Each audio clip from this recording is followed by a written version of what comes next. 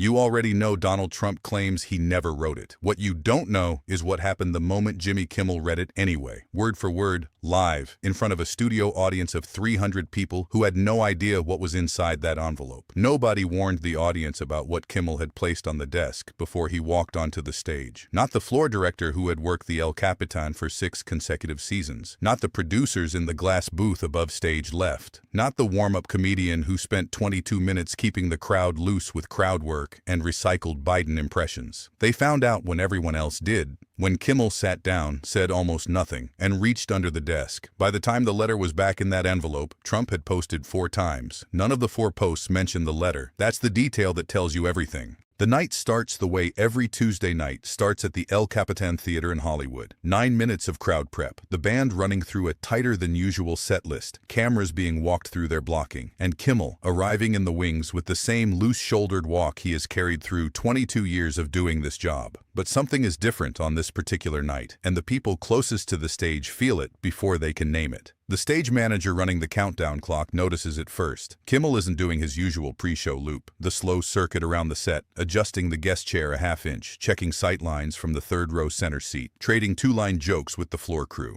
Tonight, he is standing still in the wings, weight on his back foot, holding a manila envelope flat against his left side, the way you hold something you don't want to bend. He holds it that way for the entire 9 minutes. He doesn't put it down once. The cameras go live. The applause sign comes up. Kimmel crosses the stage with his normal wave, shakes 3 hands in the front row out of pure muscle memory, and settles into his chair behind the desk. The envelope goes down on the desk's surface, off to the left, parallel to the edge. He doesn't reference it. He opens his index cards and starts the monologue. The first 4 minutes run at the exact tempo a Tuesday audience expects. The government shutdown, a clip of Scott Bessent allegedly threatening to physically assault a housing official in a hallway, a Gavin Newsom impression that earns genuine laughter from both sides of the aisle. The rhythm is comfortable. The crowd is warm. Nobody in that room is bracing for anything. That is precisely what Kimmel was counting on. You don't land the reveal in a tense room. You land it in a room that has just laughed, just relaxed, just decided the night is going to be easy. Then you set down the index cards. Now, he says. The word is 1 syllable. It isn't loud, but it lands differently from everything that came before it. Flatter, more deliberate, carrying a weight the previous 4 minutes were specifically designed to conceal. A production assistant standing off camera near the band later described the shift as physical. It was like the temperature in the room didn't change, she said, but the air pressure did, like something had been let in. There's something else I want to talk about tonight. The audience doesn't know yet to be quiet in a different way, but they get there fast. The Trump-Epstein letter has existed in public consciousness for months by this point. Fragments leaked, denied, litigated, partially confirmed, denied again in increasingly elaborate language. Trump sued the Wall Street Journal over their reporting on it. His legal team argued the signature was forged. His communications office released a statement calling the document a fabrication designed to damage a sitting president. But on September 8, 2025, the House Oversight Committee released the document formally, not summarized, not characterized, not filtered through anyone's editorial frame. The actual letter, obtained from Epstein's estate records, typed on personal stationery, bearing what appears to be Trump's signature at the bottom and a small hand-drawn silhouette in the lower right margin. 2 lines representing a woman's figure, sketched with the casual precision of someone who draws this the way other people doodle initials, without thinking, without imagining anyone will ever see it, certainly without imagining that someone will hold it up under studio lights and read every word into a microphone at 11:40 p.m. on a Tuesday. Tonight, someone is about to do exactly that. The president says he didn't write this, Kimmel says, and his voice has settled into that register that isn't theatrical and isn't quite conversational, but lives in the precise space between them. The register of someone who has thought carefully about what they are going to say and has decided to say it slowly. He says it's not his signature. He says, and I want to quote this exactly, because the specificity matters, "It's not the way I speak, and anybody who's covered me for a long time knows that's not my language." A pause opens in the room like a door swinging back. We have been covering Donald Trump for what feels, to most of us, like a very, very long time. The pause closes. So let's find out. He reaches for the envelope. He doesn't rush. He opens it the way you open something in front of a jury, methodically, without theater, because everyone in the room needs to see every single step, and there should be no moment at any point where anyone can say they didn't see exactly what happened. The document comes out face up, held flat with both hands. He reads the header date aloud, 2003. He reads the occasion aloud, a 50th birthday. He reads the recipient's name aloud. The audience doesn't react all at once. The wave moves through them section by section, row by row, in the staggered rhythm of a room receiving information at different speeds, depending on proximity, context, prior knowledge. A woman in the fourth row closes her eyes. A man near the center aisle sets his program down on his knee with the careful deliberateness of someone clearing surface space. 2 rows behind him, a couple exchange a look that contains an entire conversation. In the booth above the stage, a camera operator who has worked late-night television for 11 years keeps his shot steady on Kimmel's face and does not look away from the monitor. Kimmel reads the letter word for word. It is not a long document. Trump allegedly writes that he and Epstein share certain qualities that the world is not equipped to understand. He allegedly writes that greatness requires a certain kind of privacy, the kind that smaller men call secrecy and greater men call discretion. The closing line, the one that will be screenshot and captioned and shared 11 million times before sunrise, describes a wish that every day ahead be another wonderful secret. The studio holds that phrase for a moment that stretches longer than a moment has any right to stretch. That, Kimmel says, setting the document back down on the desk face up, deliberately so the cameras above him can hold the image, is not a birthday message.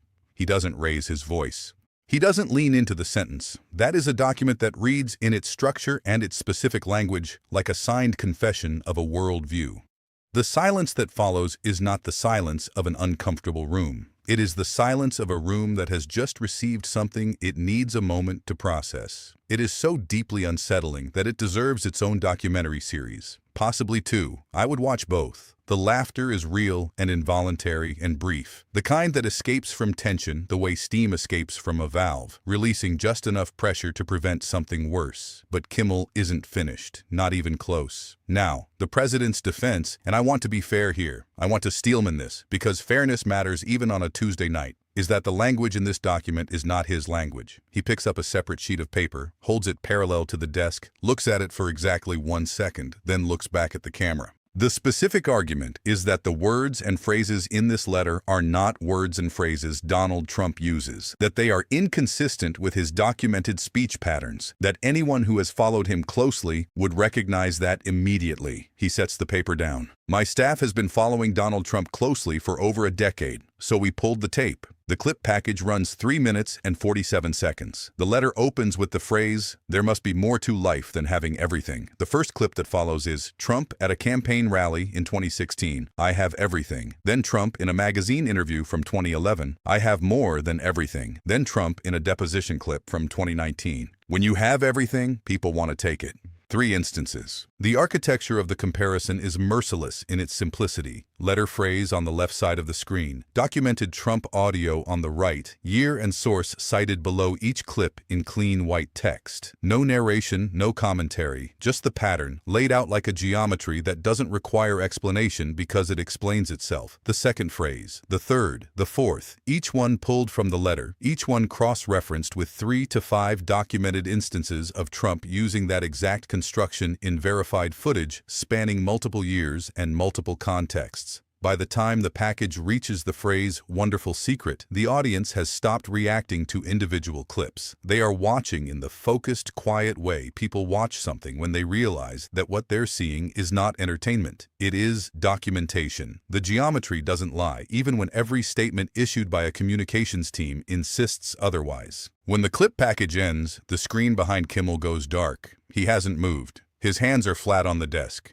His face has the stillness of someone who prepared for this moment across many hours and has now arrived at it and is content to let it breathe. Here's the thing about the phrase, "That's not my language," he says. When you make that specific argument, not "I didn't write this," not "this is fabricated," but specifically "these words are not mine," You are making a claim that can be tested. You are inviting a comparison. He pauses. We ran the comparison. You just watched it. Another pause, shorter. Every phrase in that letter, every single one, is, in fact, documented Trump language. Not similar language, not paraphrased language. The exact constructions used repeatedly across years in front of cameras and microphones and courtroom stenographers. He opens his hands on the desk, the gesture of a man who has completed a full inventory and found every item accounted for. So we're left with a narrow set of possibilities. Someone forged this document, and then, as part of the forgery, somehow also embedded those exact phrases into years of pre-existing speeches, interviews, and legal depositions across multiple decades. That would be the most sophisticated document fraud in American history. He lets that sentence finish its own journey through the room.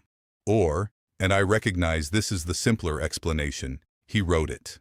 A woman in the 7th row puts both hands over her mouth. Not dramatically, quietly, the way you cover your mouth when something lands that you weren't prepared for. The man beside her doesn't look at her. He keeps his eyes on the screen behind the desk, where the letter is still visible, face up, lit cleanly, every word legible. I'm not going to tell you which conclusion to draw, Kimmel says. That's not my job on a Tuesday night. My job on a Tuesday night is to show you what's on the table. He glances down at the envelope one final time. The inventory is complete. Everything that was in that document is now in this room. And in every room this gets shared to, and in every conversation that starts because someone saw this clip and sent it to someone they know. He looks back into the camera. That's not an accusation. That's just what happens when you read something out loud. The scaffolding is down. What's underneath it is on the desk. He picks up his index cards for the next segment. The studio applause that follows isn't the explosion of a crowd that has just been entertained. It begins in the left section of the audience. One person, then two, then a row. It spreads without urgency. It is the sound of people whose hands come together not because they were cued to, but because sitting still no longer feels adequate to what they have just witnessed.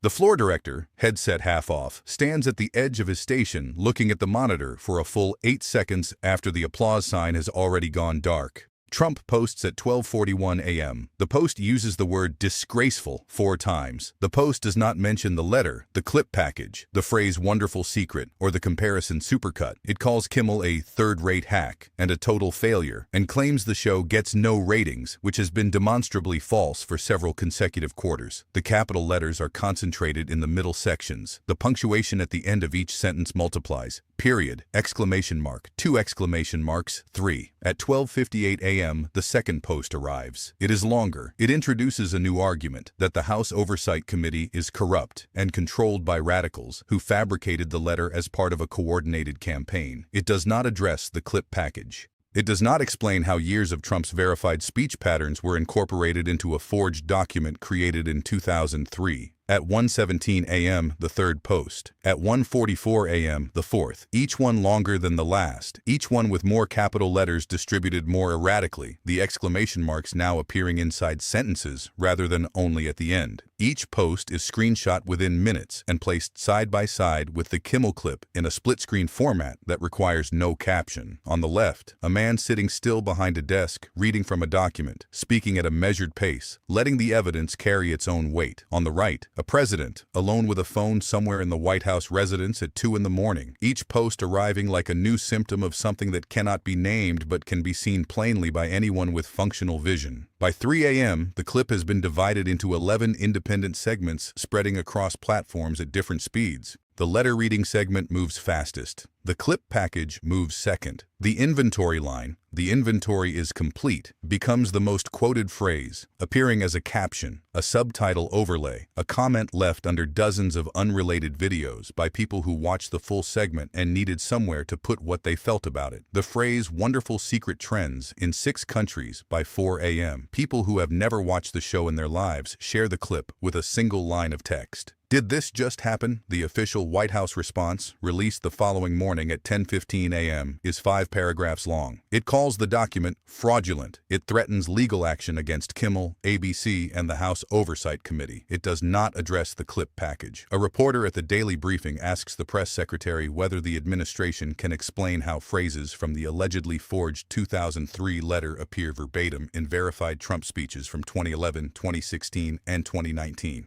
The press secretary says the question is not worth dignifying. The transcript of that exchange is shared 400,000 times by the following afternoon. The lawsuit never materializes. The counter-evidence never arrives. The forensic document denial that Trump's team promised in a Tuesday Morning Post is not filed by Wednesday, not by the following week, not by the end of the month. The story doesn't close with a verdict or a confession or a moment of formal resolution. It burns the way certain truths burn, steadily, without drama, long after the news cycle has moved on to other outrages and other documents and other Tuesday nights. But the clip stays. 11 minutes and 43 seconds of a man sitting behind a desk, holding a piece of paper under studio lights, reading words aloud in a calm voice, and then setting the paper down where the cameras can see it. Months later, people are still watching it for the first time, still pausing at the phrase, "wonderful secret," still sending it to someone they know with a message that begins, "You need to see this." The cameras didn't cut away. The record didn't disappear. The inventory, once completed, cannot be uncompleted. And somewhere in the geometry of all these documents and dates and verified phrases and unanswered lawsuits and 2 a.m. posts, the answer to the question Kimmel never explicitly asked sits waiting, patient, permanent, and perfectly legible to anyone willing to look at what's already on the table. Subscribe right now and turn on notifications. The next confrontation is already building, and once you see what's coming, you'll understand why silence is always louder than power.